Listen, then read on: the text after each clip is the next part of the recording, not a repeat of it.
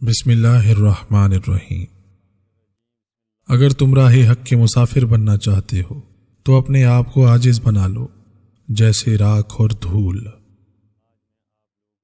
سب سے بڑی کرامت تو یہ ہے کہ بری عادتوں کو چھوڑ کر اچھی عادتیں اپنا لی جائیں۔ نصیب سے زیادہ قیمتی دعا ہوتی ہے، کیونکہ جب زندگی میں سب کچھ بدل جائے تب انسان کے پاس دعا ہی بچتی ہے جو نصیب بدل دیتی ہے۔ بنا کتابوں کے جو علم سیکھا جائے اسے زندگی کہتے ہیں۔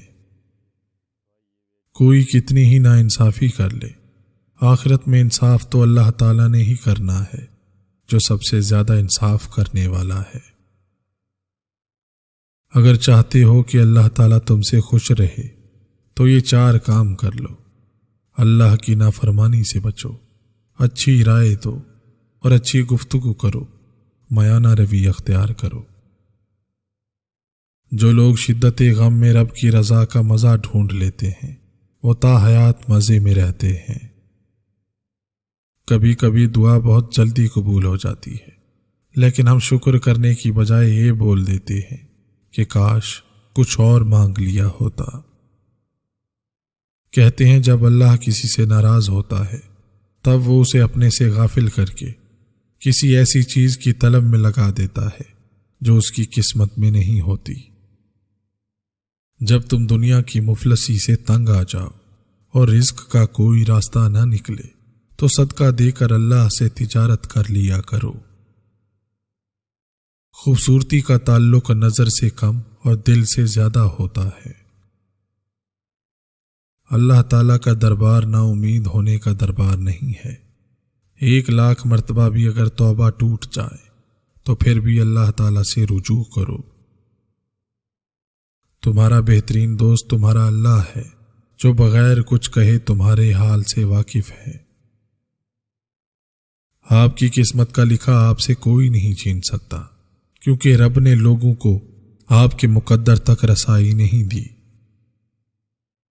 جب ہم سب کچھ چپ کر کے برداشت کر لیتے ہیں تو ہم دنیا کو بہت اچھے لگتے ہیں، اور ایک بار بھی لوگوں کو ان کی غلطی بتا دیں تو ہم سب سے برے بن جاتے ہیں۔ پتہ ہے اللہ کی مدد کب آتی ہے؟ جب تمہیں بے بسی چاروں طرف سے گھیر لیتی ہے، جب تم لوگوں کے انکار کے بعد بھی اللہ پر یقین رکھتے ہو، جب انسانی طاقتیں ہار جاتی ہیں، پھر رکاوٹیں وسیلہ بن جاتی ہیں، پھر مقدر کی لکیریں بدل جاتی ہیں۔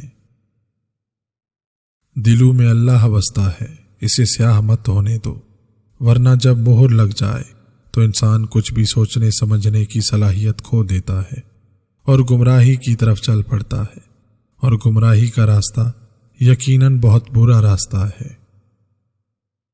کسی کو تم دل سے چاہو اور وہ تمہاری قدر نہ کرے تو یہ اس کی بدقسمتی ہے، تمہاری نہیں۔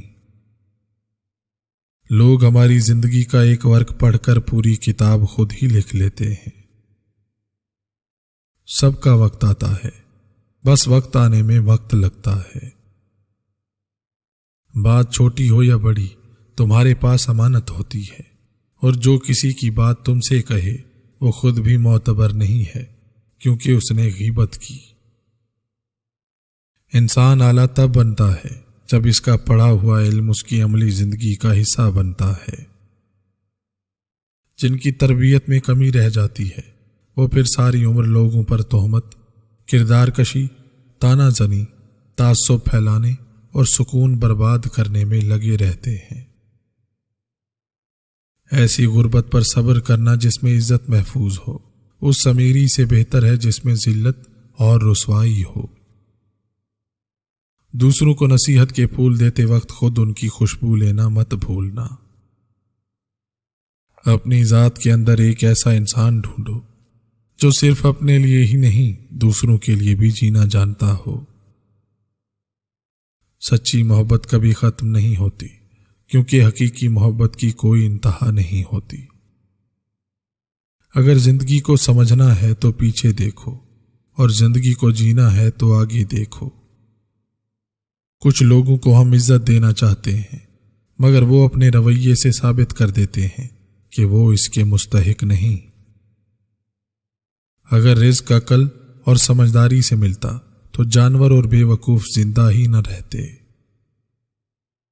آپ کے کردار کی قدر بھی لوگ اس وقت کریں گے جب آپ کے پاس دولت اور طاقت ہو۔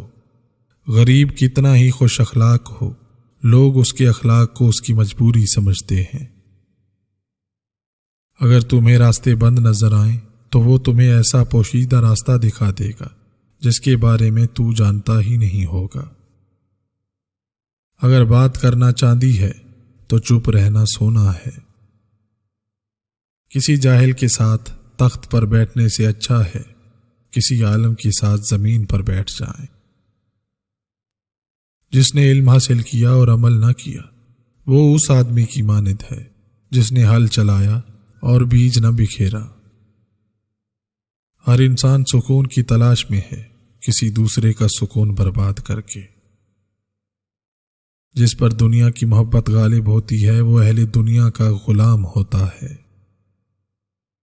اکڑ جتنی زیادہ ہو اتنی ہی شدت سے ٹوٹتی ہے، اور دھوکہ جتنا بھی بڑا ہو اتنی ہی طاقت سے اپنے محور پر پلٹ کر آتا ہے۔ دو چیزیں اخلاق کی وضاحت کرتی ہیں: آپ کا ظرف جب آپ کے پاس کچھ بھی نہ ہو، اور آپ کا رویہ جب آپ کے پاس سب کچھ ہو۔ درخت اپنا پھل خود نہیں کھاتے، دریا خود اپنا پانی نہیں پیتا۔ پتہ ہے کیوں؟ کیونکہ دوسروں کے لیے جینا ہی اصل زندگی ہے۔